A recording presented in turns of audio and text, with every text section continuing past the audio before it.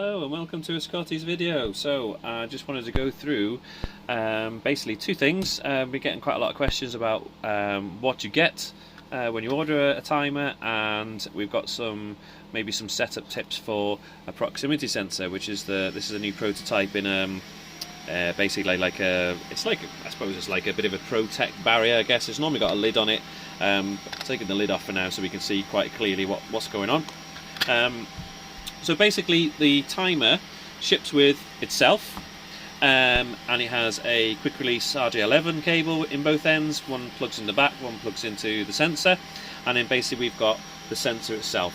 So you will basically get timer, cable, sensor. The only thing you don't get, because everybody's always got loads of different leads and stuff, okay? This is a USB-C cable. This one goes back to basically a wall socket with a USB sort of socket on it, and this is the other end. These work fine as far as what I've found so far.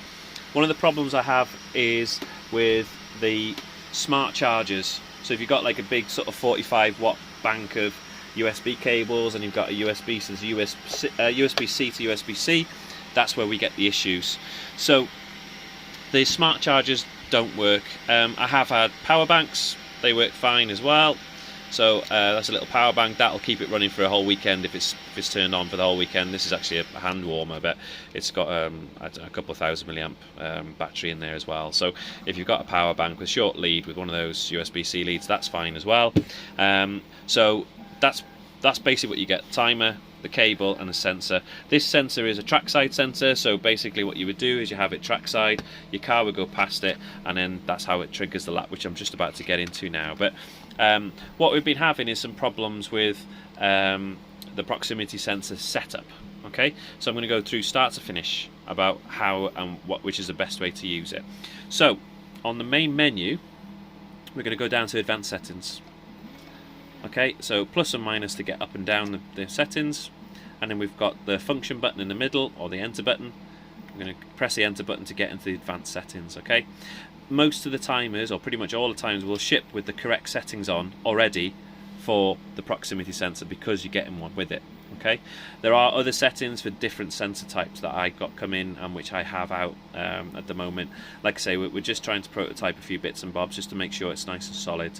In most cases it is, but it normally comes down to the setup on the chip here.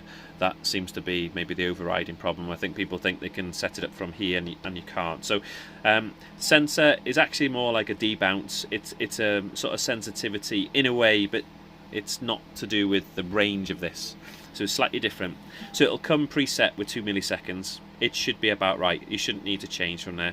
If we get certain noisy environments or whatnot, where we can change that up and down depending on what we've got, but that 2 milliseconds is perfect. Type is sensor type, which is a proximity, so that's good. To change these, all we need to do is press the enter button once. You can see it's highlighted. You press plus or minus to get back and forth. Okay, so in this case we've got a proximity sensor because that's what they're shipping with, and you'll see in a second, but when it's idle you'll see one LED on there. When it's active it's got 2 LEDs on there because it can see something. So when there's nothing to see it says 1. When there's a second light it activates another LED. That's triggering high basically. So what we want to do is make sure that's on high, which it is. There's only 2 settings, high or low, and that depends on what type of sensor you're using. In this case it's high. Okay, and the rest is just audio, a relay, and then a blank space. Okay, so we've done that. Every time you exit this menu, it's going to save the settings, so the next time you start this timer back up again, they will be saved as standard. Okay, so we're going to press and hold the enter button, and we're back to the main menu. So what we'll do is we'll just go start timer, and then basically we're just waiting for a beam break. So our car's by start line, it comes through, breaks the beam, and as you can see the clock started. Alright, now then, what we can have is, if you've got a Scotty track which has got one lane here and one lane over here, you can see at this stage that sensor is not reading that car. So if you've got a rally stage with a crossover and you want one lap to be basically the 2 laps, because you run in the rail until you come past this point again. So obviously when the car returns, you can see it's just triggered the lap now when it came past the sensor. So this just remains trackside. You don't have to have anything more than that. Just glue it to the side. It can go on you can flip it the other way so the cable comes out the other end, or you can put it on the other side of the track and do it, whichever suits really, to be honest. Like in this case, I've got I'm going to change this design a little bit, but the sensor's closer to the floor than it is in the middle, so I'm going to try and get this so this is more in the middle for later. Now then, it should come preset with the right settings on. Okay, so at the moment, as you can see, you can you've got a little bit of space in there for your sort of fingers to sit in. So this would probably be on a barrier somewhere, and it needs to shine on the car. Now these sensors here, they basically need to have light get to the car and bounce back. Okay, so you need to have a good reflective surface. If you've got something like a dark plastic matte and you put that in the way, you can see that it's not actually allowing us that second light. Okay, you see it, so you can hear me triggering that timer now. You can see it while I'm moving it back and forth. It's allowing us to have those but this surface type is no good. So if you've got a matte or a black car, you're going to have problems trying to get that sensor to actually do its thing. Okay, so you can see I've put something black in the way, it can't see it at all, it sees the car, it's fine. So what we have as a workaround is on the side of the car, you might have a black car with a number board or something, but a bit of foil tape. This is just something I'd lying around at the minute just to show you, but you'd cut a small square of that off, and then what you want to do is cover a bit of this, because if you look at the car does have a different angle, so you've got that sort of roundness to the side, and obviously when you've got the light coming across, it might be bouncing at the top and then bouncing off, or bouncing at the bottom and bouncing down. So it is good to have a good coverage across the car, so when the car comes across, you get that second LED coming on and off. Okay, so those are the colour types. The other thing to watch out for with these sensors as well, some people have put them on the corners. So if you get a car which is basically going to do a bit of drifting, you can see already that light's probably going to the car and it's bouncing off at a different direction. So although I can do the car back and then we can go back out again, it takes yep, so you can see that when I drift the car there, the sensor's coming on and off, but if I straighten back up again and move it out, hold on, it's not straight there, we go, you can see it. So if we want to adjust anything, there is a little blue pot inside here, let me see, there, which we can access through a little hole in the side. So I'm just going to marry that up on there. Now this is a kind of like a range, the higher you go up, the longer the sort of the light goes before reflecting back, as it were. But if you turn it up too much, a light comes on and it doesn't go off. Doesn't matter what I do, even if I move the sensor further away from something, it doesn't go off. It's because this is getting way too much light, and it's likely that the light's leaking out the side and actually lighting up this box and then lighting up that dark sensor we've got at the bottom by here. Okay, so what we want to do is, when you set these up, if you do need maximum range, you want to get to the point where you can see, let me just try and get on that there, yep.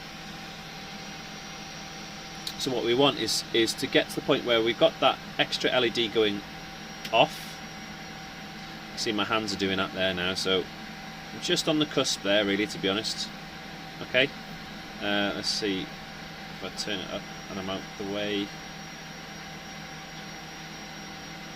Okay, so I've turned that up a bit, so it should,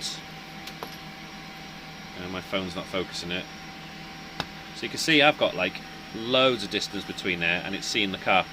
Yeah, but if I was to drift the car, you can see that sensor's coming on and off. Okay, but we don't want that, because if you've got one lane here and one lane there, it's going to detect your second lane, and we don't want that. So what I would suggest doing is just getting to the point where you've got a little Phillips screwdriver, you turn it all the way down, so anti-clockwise, and then maybe give it 10 minutes. And then when we come back to it again, you can see that it takes the car to be a lot closer before we get that sensor on. So that's basically what we're doing to set these sensors up. So if you've got a nice bit of straight track, that's good. Stick it on the straight track in a braking zone or something, because as and when the car comes down, you want it as straight as you can. You don't want it to have any drift angle on it at all as it coming round.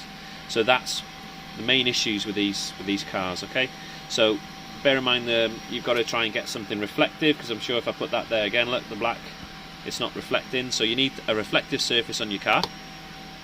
You need it nice and straight. So if you have got a braking zone, just be careful that the car, when it comes to the braking zone, isn't going sort of sideways or anything like that. Okay, so those are the things to try and sort of do for your setup. I'm going to do another video. It's basically going to be on sort of an up and over gantry that we've got as well, and I need to show you the settings for that too. but that's how to set up a proximity sensor and a little bit of information about what ships with the timer itself. Okay, so yeah, thanks for watching.